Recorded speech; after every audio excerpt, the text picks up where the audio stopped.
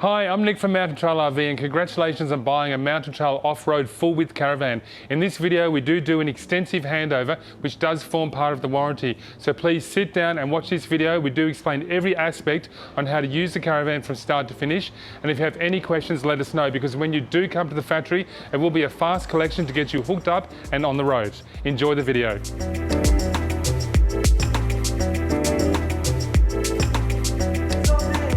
Our first compartment here is our storage compartment.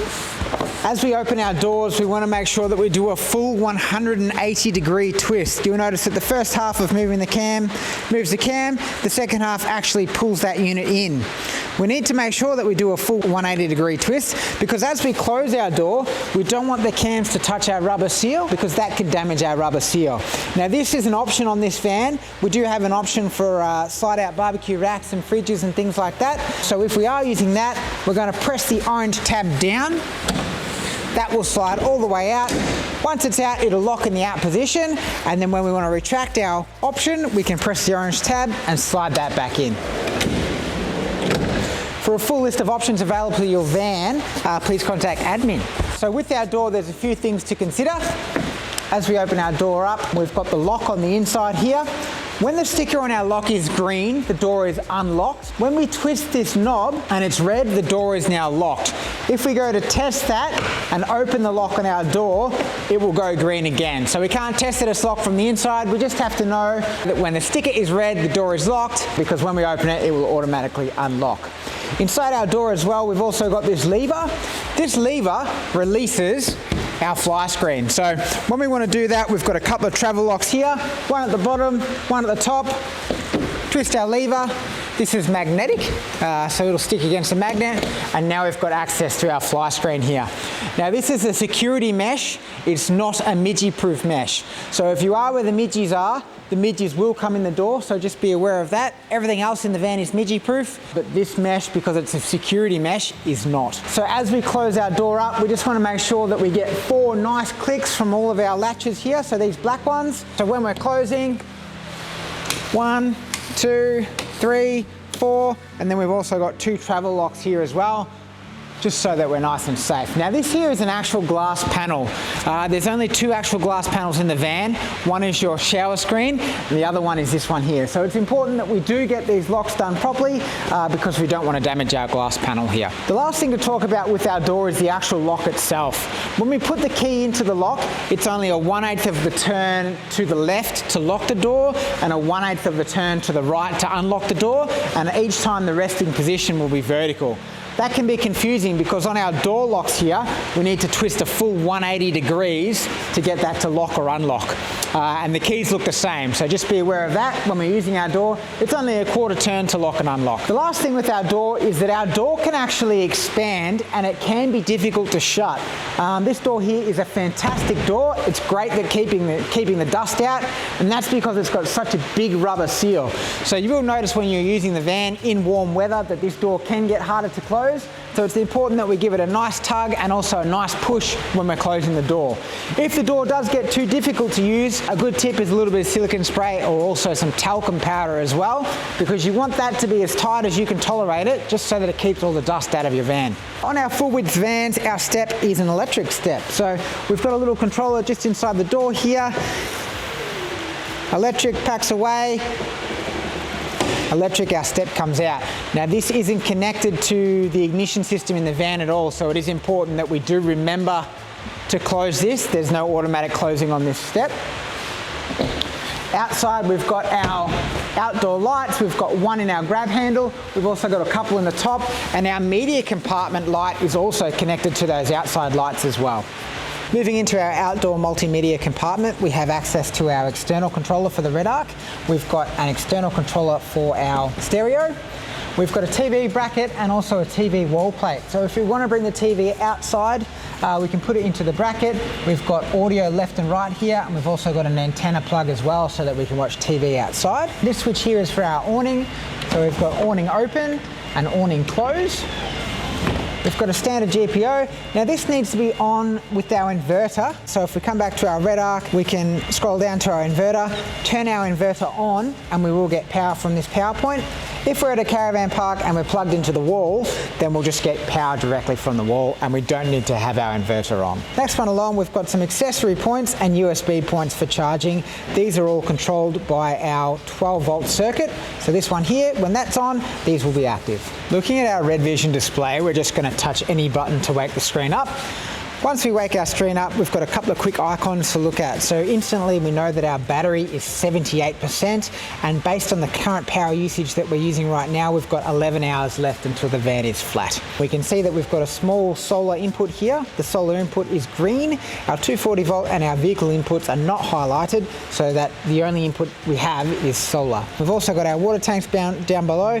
So we're looking at our water tanks as they're mounted in the van. So the furthest to the front water tank is full, our middle water tank is half full, and our rear water tank is half full, and our grey water is empty. We've also got our internal and external temperatures up the top here. So we've got our internal at 9 degrees and our external at 9 degrees as well. And we've also got the time. Now, if we scroll through our icons here, we've got several light globes, each with a different letter inside. So the I is our inside lights. The A is our ambient lighting or our mood lighting above the cabinets in the van. The O is our outside lights. So you can see that's turning this media compartment light off, as well as the lights mounted on the side of the van.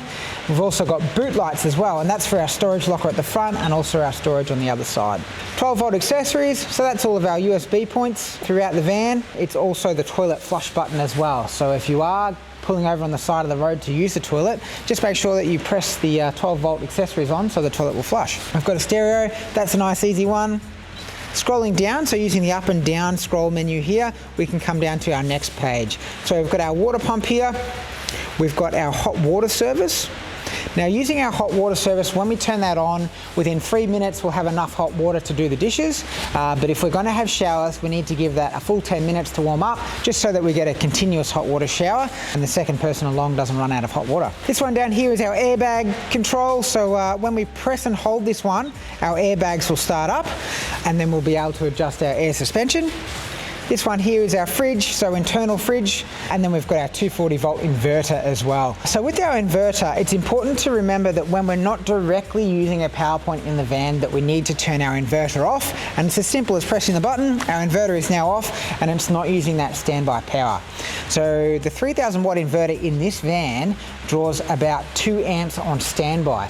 So that's the equivalent of having all of the LED lights on the van on all of the time in terms of power consumption. So when we're not directly using one of our power points, we want to make sure that we have our inverter off, just so that we're not wasting that extra power. We can scroll to the right, so using our left and right scroll buttons, scroll to the right, and we can see what's happening in terms of our power at the moment. So the 1230 symbol here, that is the actual input, that's the charger from the manager system. Now, it doesn't matter if it's solar, 240 volt, or charge from our vehicle, whatever's coming in will be displayed here. At the moment, we're not charging from any source, so we've got 0 amps coming in. As soon as we go and connect our vehicle, we should see 30 amps coming in from here. Now, the battery at the bottom here, even though our camper's fitted with 2, 3, or 4 batteries, it'll always be displayed as this one battery. And then at the top, we've got the light globe. Now, that light globe is what the camper is drawing as a whole at this exact point in time. So as the fridges kick in and out, this will go up and down. As our hot water system kicks in and out, that'll go up and down. So right now, our Caravan is drawing 30 amps as a whole. It's going into the Caravan as a whole, and there is no additional charging from outside. We've also got what our solar is doing down here, and we've also just got a battery voltage. So currently our battery is 12.8 volts and the battery temperature is 9 degrees. On our other menu here, we can see our state of charge per hour. Getting out of that, we've got state of charge per day, so we can run through the days of the week and see what state of charge we had. Getting out of that, and then we've also got solar per day as well, so you can see when the van's been outside and when the van's been inside, what days are good for solar and what days aren't. So if we want to clear this, we can delete that. Are you sure you want to delete? Yes. We're back to an even playing field. On the left-hand side here, if we grab our battery, we can see our voltages for our inputs. So at the moment, we're not plugged into the car, so there's 0 volts. We're not plugged into 240 volt on the bottom, so there's 0 volts. And we're inside, so there's a little bit of solar trickling through, 8 volts. 8 volts isn't enough to charge the van. We need to see a solar input over 15 volts for the van to actually start charging. The solar panels on the roof run at 21 volts as the nominal voltage. So on a good day, if the sun is shining, you should should be seeing 21 volts. So that's our right-hand menu. We can go over to our left and get to our left-hand menu, and there's a few things that we can get into here as well. These are all of our settings. So our settings are set up when we get the van. We shouldn't need to access anything except our Bluetooth so that we can connect our phone. First thing we need to do is scroll to the left so that we can highlight our Bluetooth icon. Once we've done that, our phone will be able to find the unit. We're going to open the app up, and when we open the app up, we need to allow it to do what it needs to do. So we'll hit OK here. We like to use Bluetooth. We're going to allow it. Okay, so once we've established a connection, it's going to give us a passcode that we need to enter. So 017296. It may take a few moments while our phone downloads the settings from our Red Arc. Once we have a connection, we can see that our battery is at 76%. We've got 18 hours until our camper is flat, and we're currently charging from solar only. You can see that we've got access to our water tanks here as well. On the app, we'll be able to see up to 6 water tanks. On the screen on the van, we disable the water tanks but aren't being used, but on the app, we can't get rid of those, so you'll just see those ones as empty tanks. Scrolling down again, we can see what our current's doing. So at the moment, we've got 20 amps coming out of our battery going into our Caravan as a whole, with 0 amps coming in from any other charge sources. If we had our inverter on, we'd be able to see how many watts it was using, and we can also see what our input voltage is here as well. Going to the next tab, our control tab, we can now control all of the switches from the Red Arc from our phone. So we can turn our inside lights on and off, we can turn our outside lights on and off, and we've got access to everything that we need to have access to. If we're going to start driving or put the camper away, we can press the power button and that will instantly turn everything off.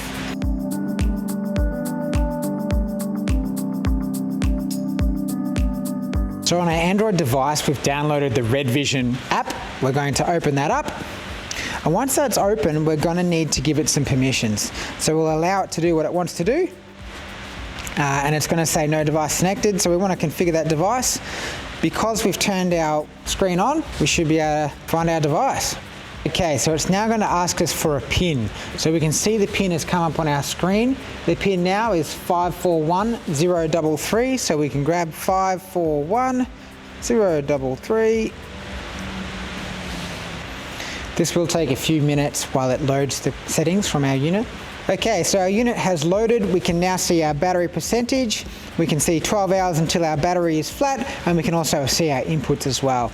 Now on the screen, you'll only see the active tanks, whereas when we look at the app, we've also got tanks 5 and 6, which aren't used on this van. So they will still show up, but they'll just be empty. We can see what our battery's doing, what our voltage input's doing. If we had our inverter on, we'd see how many watts our inverter is using, and then we've got our input voltages here as well. If we go to our control screen, we can now turn our lights on and off using our phone. So there is a travel mode built into this unit. If we press the power button up the top, it will turn everything off on our unit, except for our fridge if we've got it set to do so, just so that when we travel, all we need to do is press one single button and we know we're right to go. Moving along, we have an external gas point for a barbecue. So this black cap here is a dust cap. We need to wiggle that to pull that out, and this is a bayonet fitting. So when we go to put our barbecue in, we're going to push and twist just like a bayonet light globe. Now it's important that when we pull up to our campsite, we turn our gas bottles on, and when we're leaving, we make sure we turn our gas bottles off in the front box, because we do not want to travel with our gas bottles on. So as we move around, we've got our stickers and our external speakers. Now these external speakers are completely waterproof and dustproof, but they are not pressure washer proof. They do have an aluminium cone, and if you put a pressure washer straight into that speaker, it is going to damage the cone and your speakers won't sound very good anymore. So when we are cleaning these, and they will get filled up with dust and mud, just garden hose pressure on this one just to get everything out. We don't want to damage the cone. The same thing with our stickers. These are not a printed sticker, it's a sticker on another sticker. So we need to make sure that we don't get the pressure washer in under the stickers, especially the thin Live, Love, Explore. They will go hard, so after 2 weeks they'll go quite hard and you'll be able to hit them with the pressure washer, but while your van is new and before it sees the sun, you do have to be careful with these stickers. Under each corner of our van we have a stabiliser leg. Our stabiliser legs are there to take the sway out of the suspension of the van while we're camping. So the first step, we want to locate our stabiliser leg winder, which will be in the storage compartment in the van. Then we can pull our lever, our leg will drop down, and once our legs drop down, we can use our winder to wind that leg out. It's personal preferences, but I like to run all of my legs out on an angle just to give the stabiliser leg footprint a little bit of extra reach. So we've got air suspension in our van, so we'll do all of our levelling from our air suspension first. Then all we're going to do is drop this leg out just to take up some of that movement. As we're packing our stabiliser leg up, we'll wind our leg back up.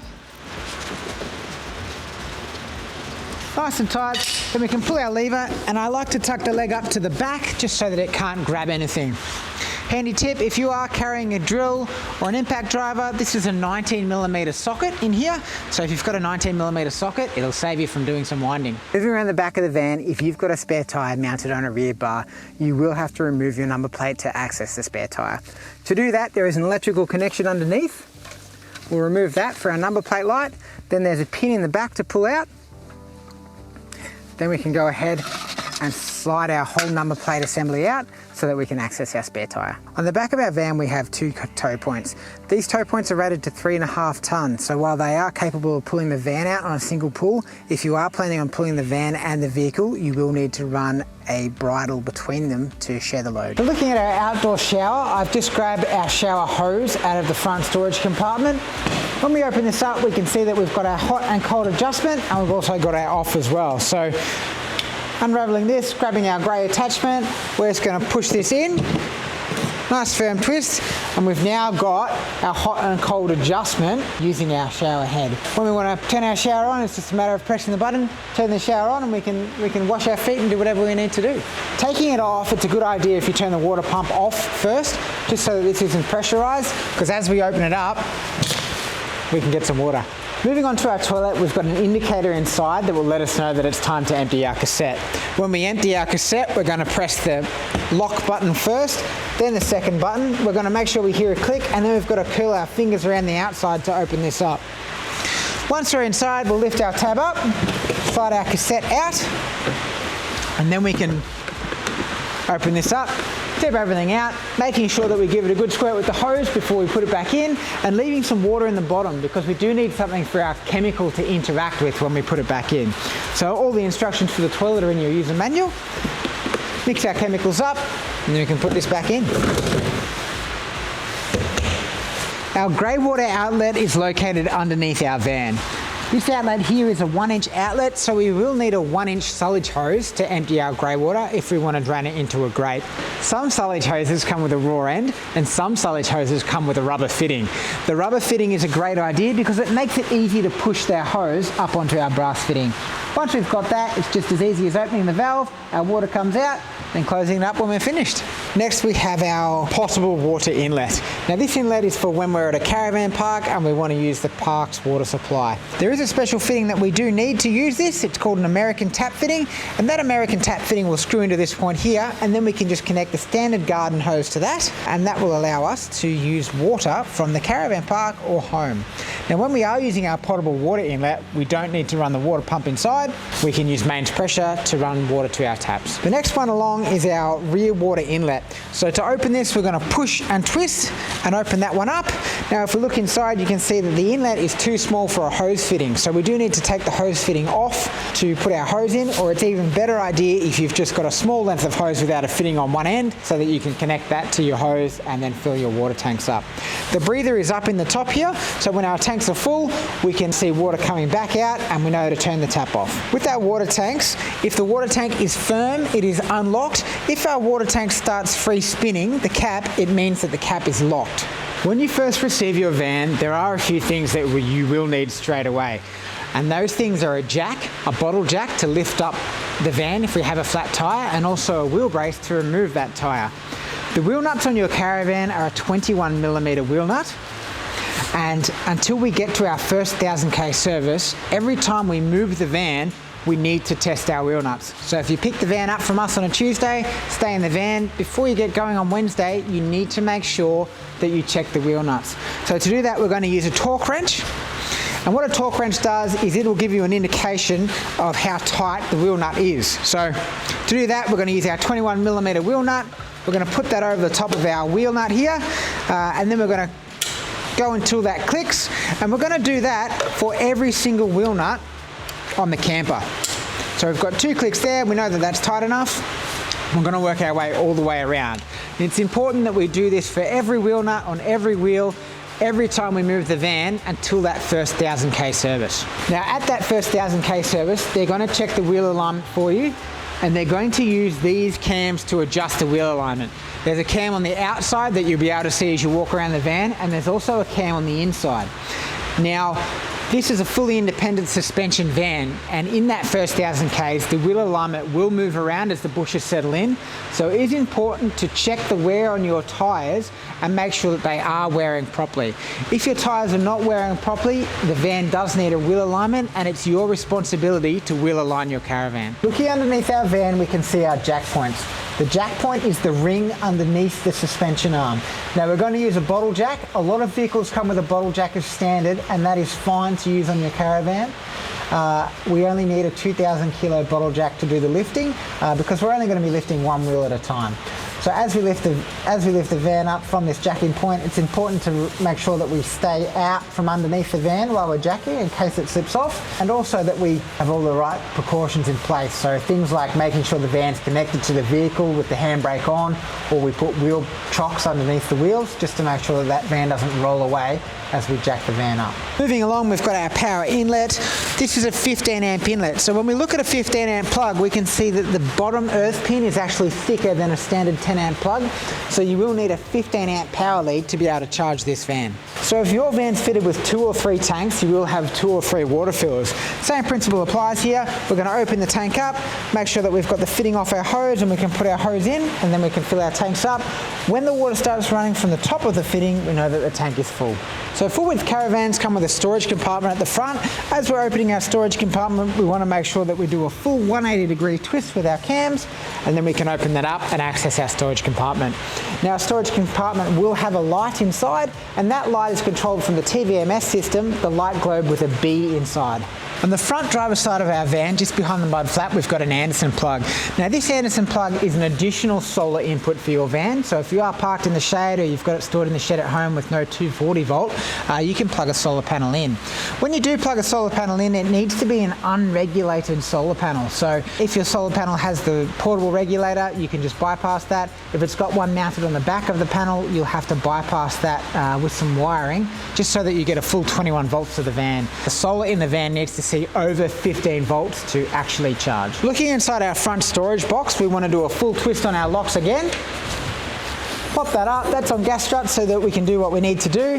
Same again, our boot light is controlled by the light globe with a B in it. We've got a big storage compartment in the center, 2 jerry can holders on this side, and some gas bottle storage and diesel storage on the other side. So our diesel tank in the front compartment is a 12-litre tank. It is easy to fill, we just got to undo the front here. When we get to the service station, we can go straight in at the Bowser, or we can use one of our jerry cans to fill that up. This is a 12-litre tank, so that 12 litres will get you 40 hours of runtime on your heater or hot water service. So it is very efficient. Moving to the front of our camper, there's a few things to talk about as well.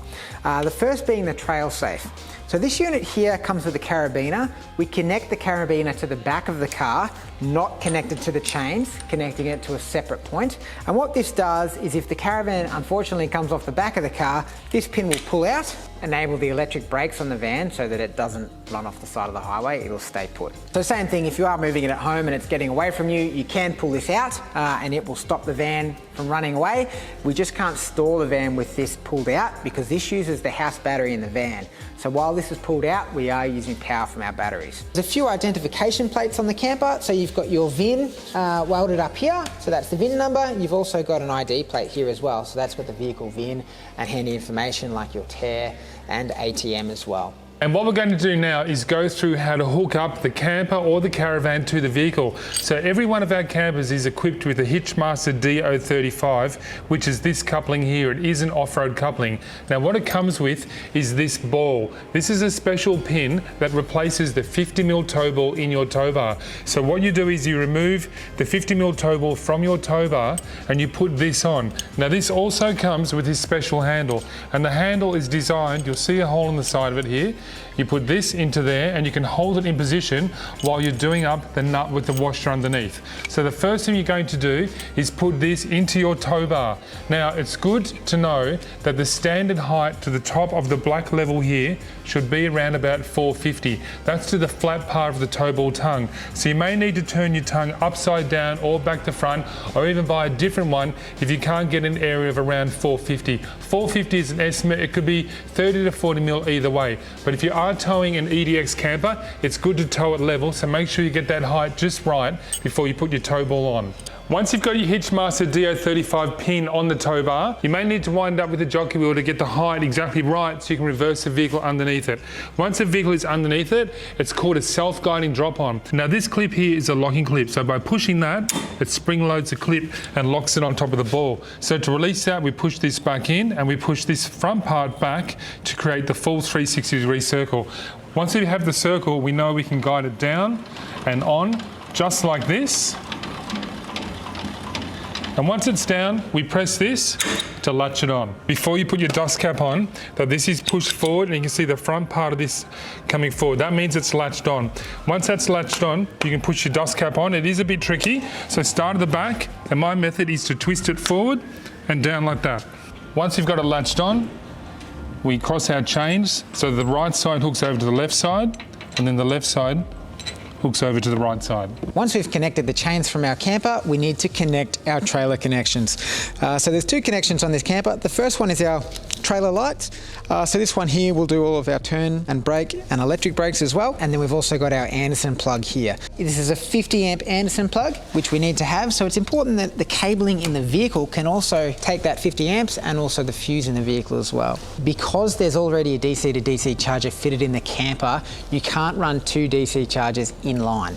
So what we're looking for at this Anderson plug here is a direct connection to the starting battery running through a 40 or 50 amp fuse, and we don't recommend using the automatic circuit breakers because they do break down in the heat, and the last thing you want is to be stuck in hot weather with a camper that's not charging, trying to cool your food and drinks down. And then we've just got our trailer plug here. So this vehicle is fitted with a 12-pin trailer plug, but we have a 7-pin plug, so the 7-pin plug does fit on a 12-pin. If you have a round trailer plug, you need to let the guys know. All of our campers are equipped with the ARC 750 series extreme off-road jockey wheel. This jockey wheel has multi-positions. So the first thing you'll notice down the bottom in this semicircle is a lot of holes, and here is a pin. So when we wind the jockey wheel, it's good to hold it in a position so that the pin goes into one of the holes. Now we can align the hole wherever we want it to be.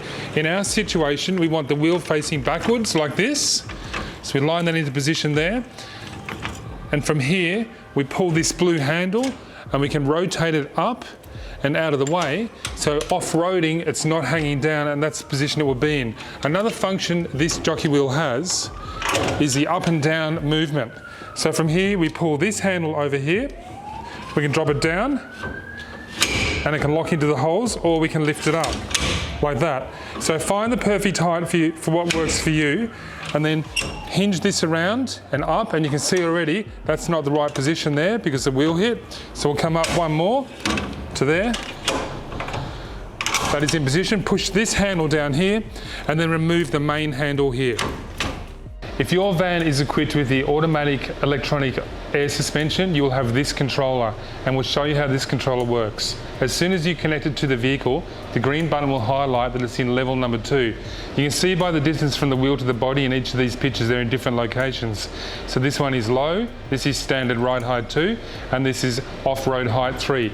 Now you can automatically change it to different heights, but for 99% of your driving, it must be in height number 2. You would only go to the extra clearance height of 3 to clear an obstacle, have more ground clearance, or get through a river crossing, etc. And then after it, immediately return it back to ride height number 2. Ride height number 1 over here is for lowering it, getting it into a garage or everyday use when you're using the van all set up with the kitchen out, etc. You can lower it. So we'll press the button here, and you'll see the van is moving down, and it's flashing. And once it goes solid, it's achieved the right height. So if we want to go back to high mode now, we'll press 3. The van is lifting up. Flashing means it's obtaining the height. Once it goes solid, it's reached the height.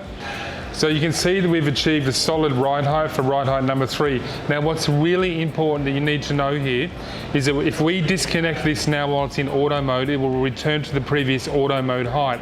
So make sure before you go into manual mode that we reset it to ride height number 2.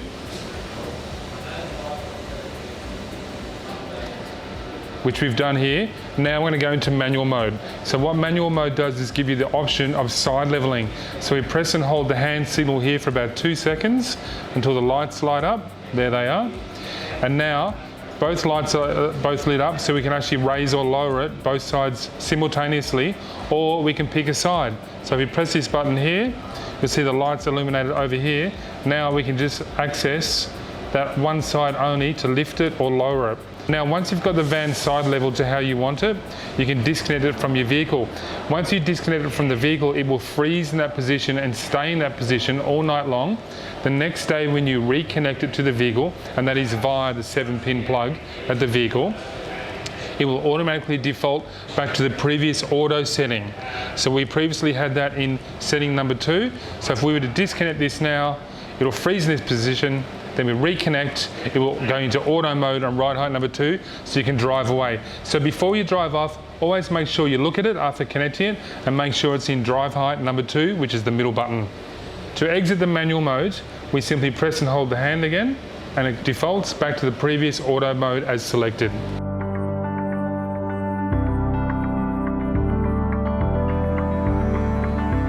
The first thing we need to talk about is our bedside lights. So it has 2 settings. The first setting here is just a blue ring so that we can see what we're doing. And the second setting here is this nice warm light. Another tap and then it's off. Below that we've got a dual USB for charging phones and iPads and things. And both of these lights are on the accessory circuit in your van. So you will need 12-volt accessories on to get power to these ones here. On the driver's and passenger side at the front, we've got our positive pressure filters.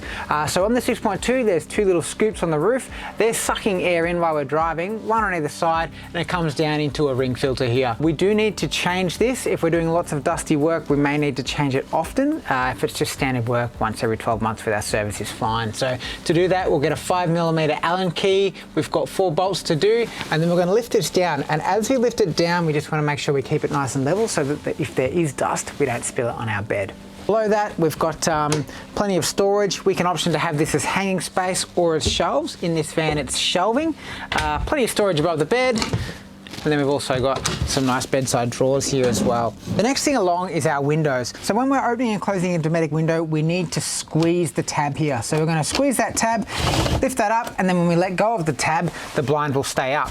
When we go to disconnect this, the fly mesh will spring back up, and it's actually the blind that holds everything in place. So if we want to lift our blind up, we just need to remember, squeeze the tabs and pull that down. Now that we've got that out of the way, we can open our window, and to do that we need to press the button on the lever. So we're going to press the button in, wind it all the way around. And these windows are really good. They're actually friction based, so you can just push that window out to whatever position you would like, pull it in, push it out, and it's going to stay there. There's 2 tabs on our window. As we come in, if we lock it to the first tab, the window is locked, but it's actually still open. So we can get airflow through, good for condensation, good for warm nights if we still want the security of having a locked window. But it's not very good for driving on dusty roads. So when we're traveling, we need to make sure that we get that tab all the way on the second one so that this window actually locks in against the seal. Moving forward again, we have our windows. We have the blind coming from the bottom, and we have our midgie mesh coming from the top. Now with these windows, the midgie mesh will spring back up. It's actually the blind that holds everything in place. One great thing about these windows is that you can actually unclip the top and clean in there properly. Also, if this gets damaged, you can pull the whole roll out and replace just that rather than replacing the whole window inner like on some windows. With these windows, once we do have it open, we can open the window out. These windows here are clicker windows, so as we're opening our cams, we want to press the button in so that we can twist our lever here. As we come out, each click is a position. It stays in that position. When we want to come in, we just go all the way out, go past the click, and then we can bring it back in. With these windows, there are 2 tabs. If we come in and we close to the first tab, you'll notice that there is an air gap there. This is great for condensation and things and letting some airflow through, but it's not very good for traveling on dusty roads. So when we are traveling, we need to make sure that we go to the second tab, just so that the window is actually touching the seal. You can get some on the first tab and some on the second tab. So once you've done it, you need to make sure that you get every single one on that second tab.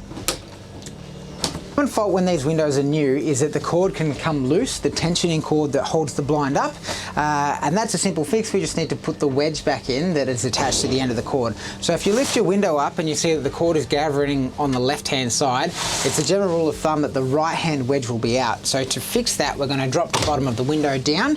We'll lift our window up to give us some slack on our cord, and then what we're going to do is take this little wedge here and put it back in its home.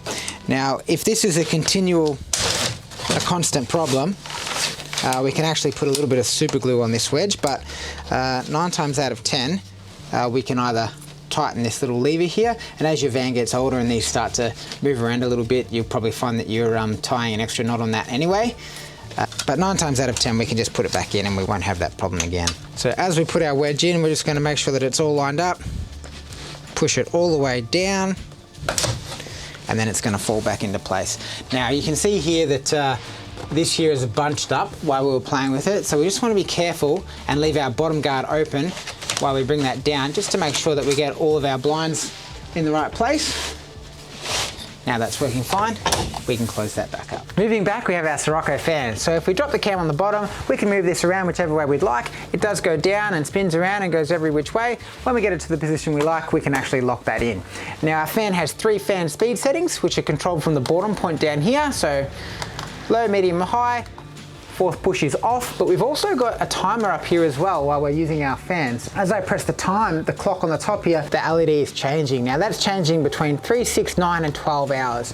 And that's 3, 6, 9 or 12 hours until the fan will turn itself off automatically. As we're traveling, we need to make sure that we keep the fan in the travel position. So the travel position for this fan is back against the wall, lock the cam, make sure it's locked in. That way it's not gonna flop around while we're driving. So looking at our skylight above the bed, we've got a couple of things to note. First one here is our mood lighting. So we've got a blue setting. If we come all the way over to the other side, we've got a nice warm light, and in the center we've got no light at all. Now we've got some midgie-proof wire here. If we scroll across, we've also got a block-out blind as well. If we open it all the way up and drop down our lever handle, we can actually wind our awning up so that we can get some airflow as well. It's important when we're traveling that we remember to close our skylight. As we close our skylight, we need to look for the little red tab. When we see the red tab, we know that our skylight is closed properly. In our forwards vans, we've got a sink on our bench top. Very straightforward. Lift the top up, lift our tap up, and then we've got hot and cold water. We do need to have the hot water on when we want to use hot water, and we also need our water pump on as well. Next along, we've got our cooktop. So this is a gas cooktop. It does have an electric ignition. The electric ignition is connected to the auxiliary circuit on your van as well. So if we're not getting power to our clicker, we just need to make sure that we've got the auxiliary circuit on. Now this is a Thetford triplets. So it is a cooker, grill and oven. So if we come down into the bottom here, you can see we've also got our grill and oven. Now this van's brand new, so it's still got its grill tray and oven tray inside. It's important that when we're traveling that we do not keep anything inside the oven. We've got a drawer below here. We can put that in the drawer below, just so that that glass inside our oven is nice and safe. So we don't want to travel with anything inside so that we don't damage our glass. The next thing to talk about with our oven is a gas shut-off valve. If we are storing the van, or if there is an instance where we need to shut that gas off, the gas shut-off is behind this bottom drawer here. So we'll slide that out, lift it up, put that on the bench or on the seat. As we look in the back, you can see there's a green valve. If that green valve is running across the pipe, it is off. If it's running with the pipe, it is on. So currently it's off. As we put our drawer in, we're going to make sure the slides are all the way out. This will come in on the angle, and then it's a nice firm push all the way in. Then our drawer is ready to go. In our overhead cabinets, we've got our microwave. So this microwave is a flatbed microwave, so there's no plate inside. All we need to do is put our food straight in, close it up, and away we go. No moving parts to rattle around. Now the microwave is a 240 volt appliance, so we do need to turn our inverter on to be able to use this. So we go to our TVMS screen, turn on our inverter, and then we can use our microwave. So it's important to remember that whenever we have our inverter on, it is using power, and it can use up to 2 amps. So the equivalent of that is having all of the LED lights on in the van all the time. When we're not using our microwave, we do want to turn our inverter off. If you've you've got the inverter on for something else but you don't want to power your microwave in standby, the power point for your microwave is in the cupboard next to it. So you can see in this one here, we've got our microwave off, so that if we are using our inverter for something else, we're not running our microwave in standby. Just another way to save power and make sure that our adventure lasts a little bit longer. So the next thing along is our range hood. Lovely light on our range hood. We've also got 3 fan speeds, which are fantastic. This range hood here is a recycling range hood. So what that means is it just sucks up through one vent and drops it out through the other vent. Very good because we don't have to vent to atmosphere outside the van, so good for positive pressure systems and keeping dust out. But what that does mean is that we do need to change these filters a little bit more often than we would normally have to with a standard range hood. So to change our filters, we're just going to grab this one, lift this out. We can just wash this out in the sink, make sure it's dry, then we can go ahead and put it straight back in. Both your overhead cabinets and drawers are fitted with soft close mechanisms. It's important to note that once we've used the soft close mechanism, that we again go through and do our travel lock, just to make sure that that drawer can't open while we're traveling. When you pick up your van, in that first 1,000 Ks, everything will move around and the cabinets will need adjusting. So part of the 1,000 K service is to adjust the cabinets. If you want to do it yourself at home, it is very easy and we'll talk through it. So the first one here is we've got 2 adjustment screws, one up here and one on the inside just here. We've also got some up and downs here as well. So the very first one is this one here. So as we adjust that one there, we're going to lift this up and down. So when we close our door, that will adjust this gap here, open or closed. The second one that we've got to play with is actually this one inside here. And as we do that, it's going to lift the whole cam up and down. So if we want to adjust our height to the bench top, we would then adjust this one to lift that up and down. So it's just a matter of trial and error. Screw that a little bit, close the door, see how it looks. Okay, screw this one, close the door, see how it looks, and just work from there. As we walk inside our door, the first pillar we have has a few switches that we need to talk about. The first one here is our thermal heater. So this heater has thermal control. We'll just press any button to wake it up. As soon as it wakes up, we can go ahead and select what we want to do. So this is a heater, so we will select heating. Press the dial, we can go ahead and adjust to any temperature that we want. Let's say 29 degrees is the temperature we want today. Press that dial again, and when this indicator is green, we know that that system is working. That will continue to cut in and cut out to keep the van at 29 degrees. Now this is a diesel run heater, so we do need to make sure that we have diesel in our diesel tank to run the heater. So the diesel tank is a 12-litre tank. That 12 litres will get you 40 hours of runtime on the heater. So it is very efficient, but if you are planning on running your heater for more than 40 hours in the trip, it's a great idea to make sure that we've got some extra diesel on board. So while our thermal heater isn't playing up today, there are a few issues that it can see, and probably the biggest issue is just that it's run out of diesel. So if our heater does run out of diesel, when we turn it on, it's going to give us a H02 or a H03 error, and both of those errors are diesel heater not starting. So if it does that, what we'll do is we'll just turn it off and then we'll start it again.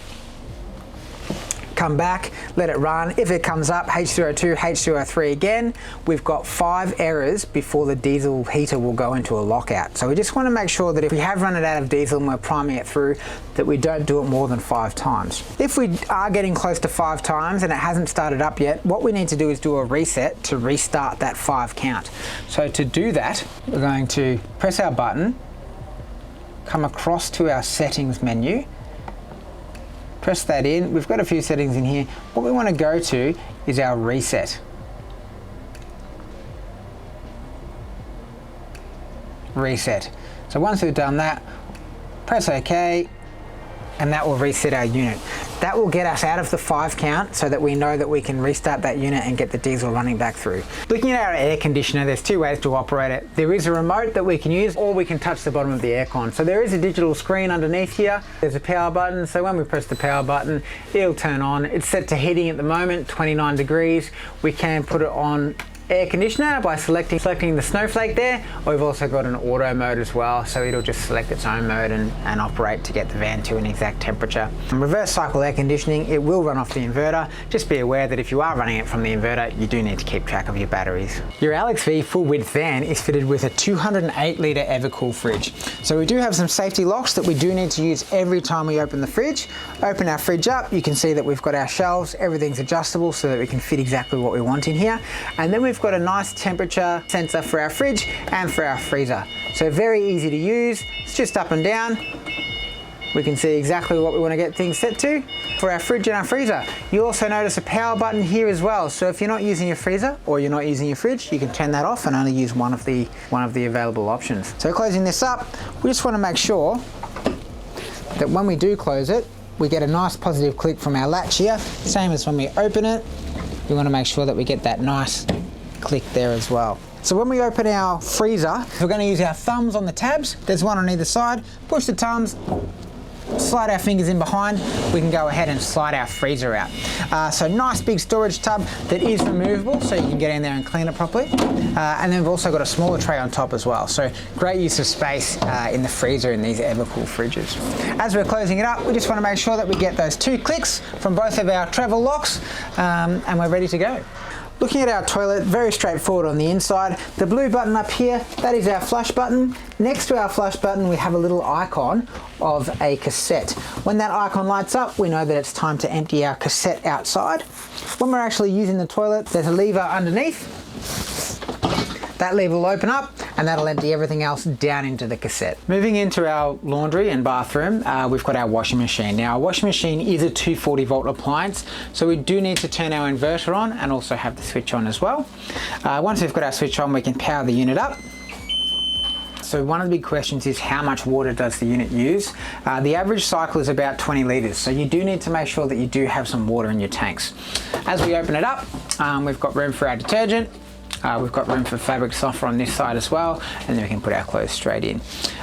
In terms of the washing machine, other than that, it's like using a normal washing machine. We've got our start and our stop, and then we can select what we want to do down here as well. The washing machine does have a filter underneath. It's all the way underneath, and you will need a Phillips head screw to release a screw underneath, and then you can go ahead and remove that filter.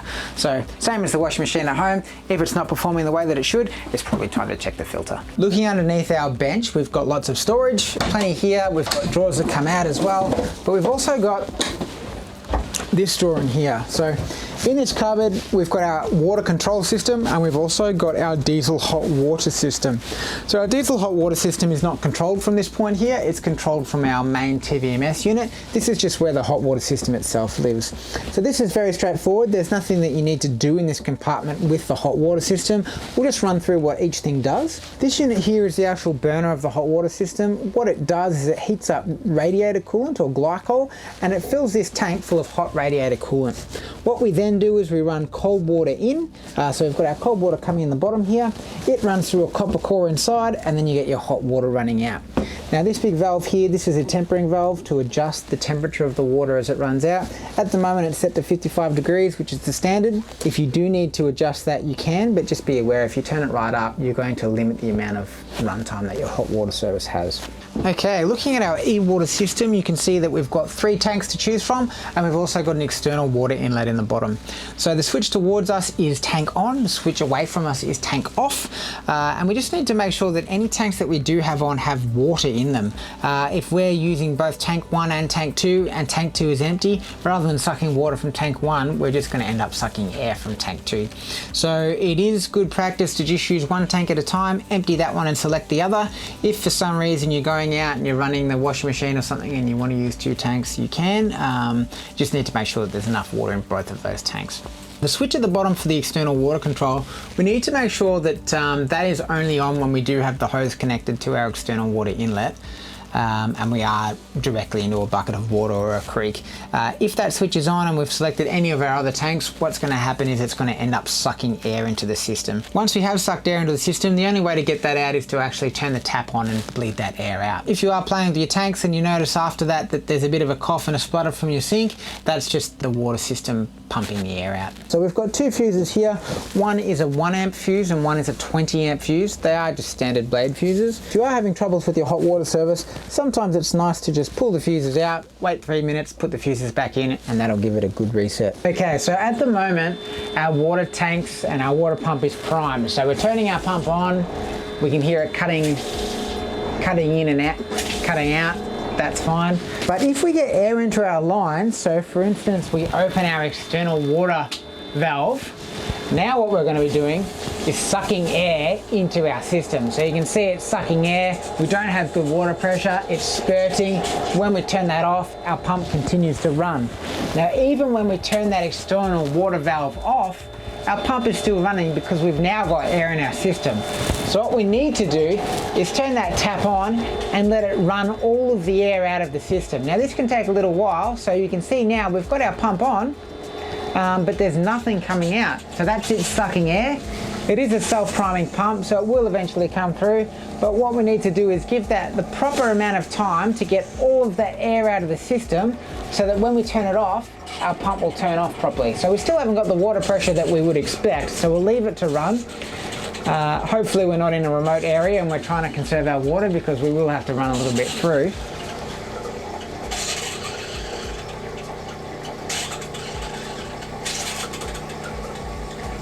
All the good sounds that plumbing makes.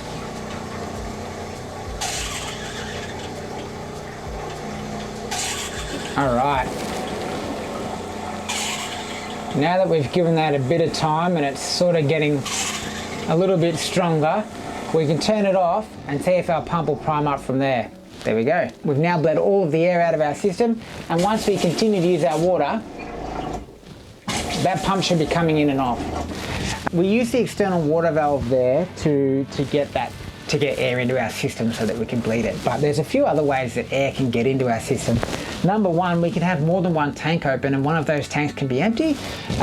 Or number two is we can have all of our switches around the wrong way. If the switch is towards you, the switch is off. If the switch is away from you, the switch is on. So just make sure that you've got everything towards you, and then from a starting point, just select one tank that you know that there's some water, and then you've just really got to give that the right amount of time to run all of that air out. So our tank's priming, but we've still got air in our system. You can hear it before. So that is air coming through. We just need to make sure that we give it the right amount of time to get all of the air out before we go and try and turn our tap off. Above our toilet and in our shower, we have the same skylight. So this skylight also has midgie-proof mesh from one side and a block-out blind from the other, but it does open slightly differently. So this one here has a bar.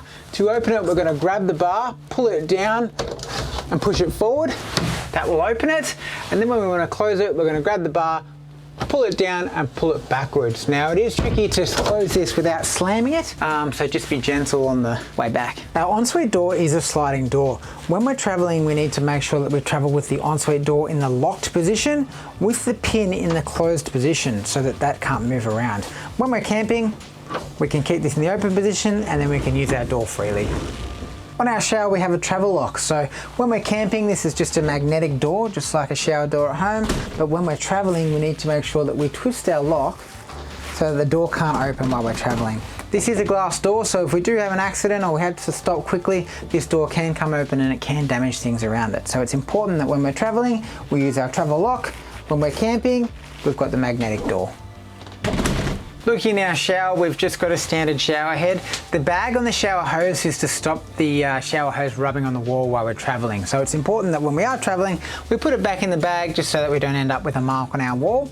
It's a standard mixer tap on the wall as well. And you'll notice down the bottom, there's also a plug in the shower. So that plug is there to stop air bubbles getting into our plumbing while we're traveling. So the same as air can get into our plumbing system through the taps, it can also get into our grey water system as well. So if we travel with the plug in, that'll keep the air out of our grey water and that'll make sure that our shower drains quickly every time. We'll take this opportunity now to have a look under the seats of our LXV. So looking under the far seat, we've got our batteries. Our seats are just Velcro, so we can lift those up, put them on the bed. You can see that we've got 480 amps of lithium battery power here. So there's not too much to take in. Probably the only thing we really need to be aware of is the fuse block just here. So if we lift the cap off this fuse block, you can see that there are two 60 amp fuses and also a main 150 amp Cal 2 fuse. So the purpose of these fuses, this is our power going in and this is our power coming out. So we've got our charge power going in and the power for all of our accessories going out. And then our main 150 amp Cal 2 fuse, that's just a fusible link for these batteries. So it's joining all of the batteries together. There are some spare fuses located in this compartment as well. Just be aware that the spares are only 30 amps, whereas the main fuses are 60 amps. So these fuses are here to get you out of trouble. They're not a complete replacement fuse. If you do blow one of these fuses, by all means put the 30 amp in to get yourself out of trouble, but then you do need to see an auto electrician or contact Mountain Trail. Under our seat we have our 240 volt circuit breakers and our automatic switching unit. The first circuit breaker here is for power running into the camper. If you're plugged into the wall and you're not charging, we need to make sure that this is in the up position. The second circuit breaker is for power running out of your inverter. So if you're plugged into the wall and the camper's charging, but you're not getting any power at your power points, it's a good idea to lift up the seat and make sure that that is in the up position. This third one here doesn't need any contact from us. This is the automatic switcher that switches between our inverter power and mains power from the plug on the side of the van. Underneath our seat we have two fuse blocks. The first fuse block is associated with the Redvision, so anything that's controlled by our TVMS unit will have a fuse in this block here. If we do blow one of these fuses, an error code will come up on our screen and it will tell us to lift up our seat and change one of the fuses. We can tell which fuse will need to be blown because it will have a light that indicates the fuse needs to come out. So we've got a fuse removal tool here, so we can use this to pull the fuses out, and we've also got some spare fuses along the side so that we can replace the blown fuse. The second fuse block under our seat is for everything that's not controlled by a switch. So things like the awning, the breakaway, Dexter anti-sway, all of those things that we don't directly turn on and off will be switched here. These will all be clearly labelled, and it's important to remember that when we are changing fuses, we need to replace each fuse with the same coloured fuse. One of the great features of the Mountain Trail wiring looms is that everything is plug and play. So if we grab our wiring loom, we can look at each connector and see exactly what it does. So this is our TVMS 10 amp power. We've also got our solar input. We've got our vehicle battery input, and then we come all the way over here, we've got all of our stereo and Webasto controls as well. So when we are troubleshooting our van, it is very easy because every 300mm on every piece of wire in your van, there will be a little stamp that says exactly what it does. The electrical compartment in your LXV van is fitted with its own temperature control system. If we press the leaf down here, we can activate the screen and we can see what's happening. So what this is doing is it's keeping that compartment below 50 degrees. This controls a fan on the side of your compartment. Once that compartment reaches 35 degrees, the fan will come on, and then if it gets to an additional 50 degrees, this will actually sound an alarm to let you know that it's getting too hot inside the compartment. We don't need to have this screen on all the time, so we can go ahead and press the leaf again, leave that screen off, and that way it's not using any additional power. Our dinette also has the additional feature of converting to an extra bed. To do that, we need to lift our seats back. We'll slide our table out, and then we can go ahead and press the black button underneath the table, push that down, all the way down, and that will lock in. Then we can go ahead and put our extra cushions back in and our additional optional cushion to complete our bed. So the lights in our Caravan are touch and dimmable. So to turn them on and off, we're going to press the center touch button. You can see the light has a night light setting. It's also got the daytime setting, and this is dimmable as well. So if we press and hold, we can see the light dimming. One of the most common questions after handover is, what does the red light do? So the red light is the power for the antenna on the roof. So when we get to our campsite, we do need to wind our antenna up on the roof. On this van here, it's over here. So we'll wind our antenna up. You can see on the bottom there's an up and a down arrow. We're just going to wind that one all the way up. We're lucky we've got a skylight right here so I can see that as it comes up. Once it gets to the top, we'll stop winding, it'll be firm, and then we can pull this plate down and just move this around how we see. So once that's up, we need to make sure that the red light is on, because the red light is the power for the antenna. So you can turn it off if it's bothering you while you're sleeping and you've got a red light everywhere, but we do need to make sure that we turn it back on just so that antenna has power, and then we can watch TV and listen to our radio. While we're talking about the antenna on these vans is a digital TV and FM antenna. So unfortunately, AM listeners will have to sit in the car because this doesn't cater for AM. If our TV doesn't have power, the easiest thing to do is press this red button up here and see if there's power. So at the moment, the red light isn't on, so we know that there's no power at this circuit, so the TV should be on. So what we'll do is we'll actually just turn our 12 volt accessory circuit on. We can see now we have got a red light here, so there is power at this wall plate. So the next step to do is look at this plug here. Now on this van we've got a nice red light, so when the red light's on we can actually see, turn that around, when the red light's on we can actually see that there's power there. If you don't have a red light, or there's no red light to actually see if there is power, we probably want to check the fuse inside this plug. So to check the fuse inside this plug, it'll be a barrel fuse. So we just unscrew the top. There will be a spring in here and it will try to escape. So just be careful of that. We're looking at the filament in here. So we want this filament to be complete. If the fuse is blown, the two ends won't join together. So that one is complete. Okay, so we'll put our spring back in. It can go down. We can put our fuse back in. Screwing that back up. There we go. We're going to plug that in. Got our red light. Now we should have power at our TV. We can just turn our TV on. We're looking down at the bottom here. You can see that we don't have power. Why is that? Because we don't have our TV plugged in. Come down here. So with our TV, we've got an antenna. We've got audio left and right, so we can listen to our TV's volume through our speakers. And then this plug here is our power in. So plug that one in. Try again. We're going to press our button on. We've got a red light here, we've got power to our TV, ready to go. It's important that when we travel that we do take our TV off the wall. To do that, we can turn it all the way around. There are a few connections to take off. This fan here is also fitted with satellite, so it's got an extra HDMI, so we can take that one off. We've got our standard TV antenna, take that one off. You've got audio left and right, and then you've got your power for your TV as well. There is a little grub screw here that we can undo with our fingers, lift this one straight up, and then when we've got a doona on the bed, we can put this straight onto the bed while we're traveling. But for today, we don't have a doona on the bed, and when you pick your van up, you won't have a doona on the bed. So we're gonna put that underneath the bed. These leads up here, we can just tuck this away, get them out of the way, and we're ready to travel. When you purchase a satellite system from Mountain Trail RV, you will get the Vast box, and the Vast box does come with a Vast card. So what we need to do when we first get the box is register that card.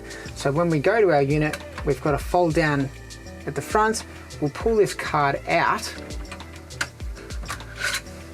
and on this card we have a user number. What we need to do is log on to the Vast Australia website, put this number in, and that will activate this card for 12 months. It is free, but you do need to reactivate it every 12 months. Once we've done that, we're going to put this unit back in. And what we need to do is turn our satellite system on, allow our satellite to stand up and find a satellite, and then it can take between 1 hour and 4 hours for that to actually register. To turn our satellite on, we're going to use the power button on our satellite controller. So we've got power in the top right hand corner. We'll press that, our satellite will turn on. To start our satellite, we're going to use our satellite controller. So that's this round one up here. We're going to start by pressing the power button in the top right hand corner. We'll let that warm up. Once we get to our power on screen, we can see that the Vast network is selected. We can select other networks if we've got a Foxtel box or an Optus box. If we scroll down, you can see Optus or the Foxtel. The box that comes with the van is the Vast box, so we need to make sure that we're on the Vast network. Once we've done that, we can press the OK button, and what we'll see is that the home button will go away as the satellite stands up out of its home position, and we'll see if we can find a GPS here today.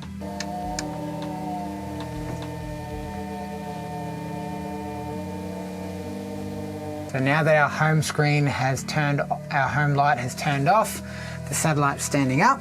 Found it? Yep, happy days. Okay, when we're using our satellite, we will use two remotes. One remote for the TV and one remote for our Vast box. The first thing we want to do is turn our TV on using the TV remote. It has NCE at the bottom. Once our TV turns on, we want to select the HDMI input as our input. So to do that, we'll press the source button. That will come up. We can see that this one's already on HDMI. We'll select that. And what's going to come up is the information page for the satellite system.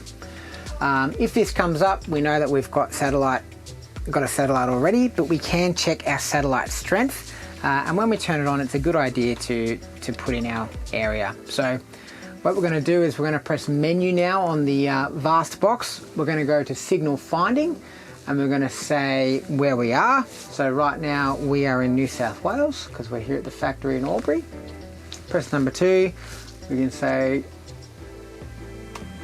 we're in Albury, or close enough.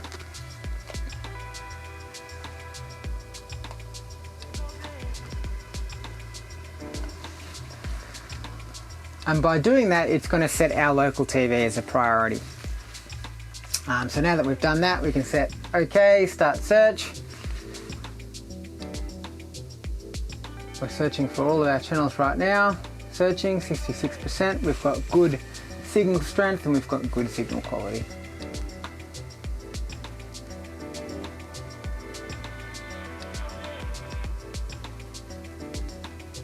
Okay, now that it's finished our search, we can go back and we can just use our TV as a normal remote to start watching TV.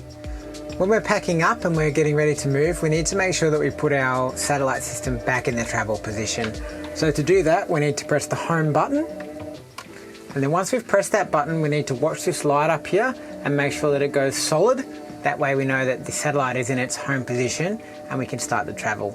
Now we need to do all of this before we turn our accessory circuit off. If we turn our accessory circuit off before this is solid, then that means that we will be traveling with our satellite not in the travel position.